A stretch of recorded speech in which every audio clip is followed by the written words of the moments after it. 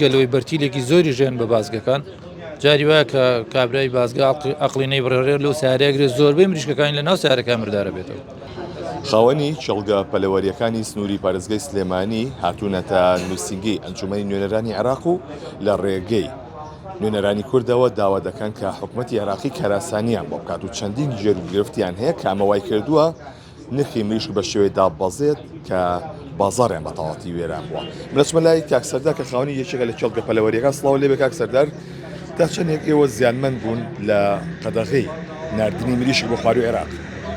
وەڵا مەزەنە ناکرێت زۆر زیانمان بەرەکە ئێمە چکە ئەمە ساڵانە دووبارە بێتەوە کێشێ لەگەڵ بازگەکانی ناوەڕاست و خواروی عێراقا.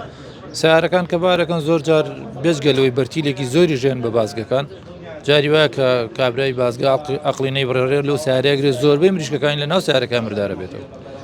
ئەمما چەندێک ئەم بابەتە دروست بووە؟ ئەستا ئەم کەڕەتە بە دیاریکراوی 3-4 مانگ زیاترە، بەڵام پێت دەڵم ساڵانە چەند جارێک دووبارە بێتەوە مۆزوع. ئەمە تا چەند کەرگەری لەسەر نرخێ لە بازاڕ نرخی مریشک چۆن ئێستا؟ زۆر ئێستا لە بازاڕەکانە لە کێڵگە پەلەوەریەکان 2000 خوارد 2100 لەو بابەتانەیە نرخ زۆر کەمەیانی کە تێچوو خۆمان لە کاتێکا زۆر لەوە زیاترە. ئەمڕۆ چوونەتە لای نوێنەرانی کورد، داواکاری چیتان هەبوو؟ هەر هەمان داواکاری داواکەین لە وەزیری کشتتوکاڵی خۆشمان کە هیچ جەنبێت لەگەڵ وەزیری کشتتوکاڵی ناوەندە کۆنتاکتێکیان هەبێت چۆن ئەمان سنوورەکان داخن بەسەر تەماتە و شووتی هاوردەکراوی دەرەوەە با لە بەرامبەر مریشکەکە ئێمە بچێت بۆ بازاڕەکانی خواروونەوە ڕاستی عێراق. ئەومانە ئێمە زۆر باشە دەستەکانە خۆش بێ. بەڵێ ئەوەی کە ئەیبینێن ئەمان لێرەن ژمارەیەک لەو خاوەن چڵگانە. سڵاوە لێ بێ.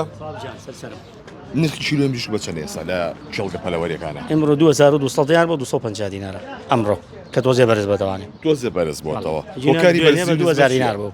هەرزوو تەڵەبە ئەرزەکە چییە بۆ نمونە ئەگەر بەرەو خوار بڕات بەرەو جنوب بڕات بەرزە بێدەوانێ. بەرزبوونەوەیکی چۆن نەک بەرزبوونەوەیکی بێشمار، بەرزبوونەوە کە حەدی خۆی وەرگێت. باشە ئەمە لە چاو چەند مانگی ڕابردووە چەند گۆڕانکاری بەسەر نرخی مریشک هاتووە؟ ماوەیەکی زۆر هەر لە 2000 بۆ 2 ڕێبێک ئاوەستاوە. ماوەیەکی زۆر 5-6 مانگێکە بێت. ئەمە لە چڵگەکان لە چڵگەکان بەڵێ. باشە ئێوە تا چەند زیانمەندن لەم نرخە؟ وەڵا زۆر توانم بڵێم لە 130 بۆ 40 زیانمەنین. بە شەردێکیش ئەم لەم مەوسومە ئیتر مەوسومی ڤایرۆسە نەخۆشیە، ئەتوانم بڵێم لە 160 بەم سعرە زەرەرێتی ئەمڕۆ. ئەمە تەنها مریشکی گۆشت؟ بەڵێ مریشی گۆشت. چکم بۆ تۆ کولفەکەت زیاترەکەوێ. چەندێک مریشکێک؟ ئەمڕۆ بەم تێچووی ئەمڕۆ لەوانێ 2500 دینار بکەوێت. چکم تۆ لە 100 مریشکەی تۆ نابێ بە مریشک جوچکەکە کە داخلەکەی لە 175 بۆ 80 بێ بە مریشک. جوچکە بە چەندە؟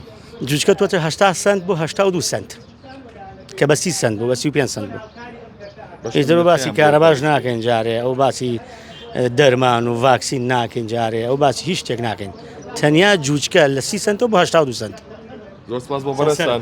بەڵێ ئەوەی کە ئەیبینن لە ئێستادا ژمارەی زۆر لە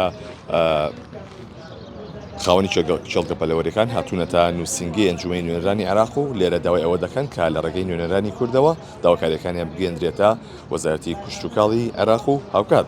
قسەیشیش لەگەڵ وەزارەتی کشتتوکاڵی هەرێمدا بکرێت بۆ ناردنی بەرهەمەکانیان بۆ خوار و ناوەڕاستی عێراق. بەسەم لەگەڵ چەندانەیەشیان کرد باسییان لەوە کرد بۆ هەر بارێکی مریشک نزیکەی 5 میلیۆن دیناریان لێ وەردەگیرێت تاوەکو داغڵی سنووری عێراق ببێ. بەڵام ئەمان گرفتەکانیان زیاترە کاڵێ هەندێک کەس لەسەر میزاجی شخصی خۆی بڕیارەدا ئەو بارە مریشکە بڕات یاخود بمێنێتەوە. ئەمان زیادمەندی سەرچین لەم بابەتەدا.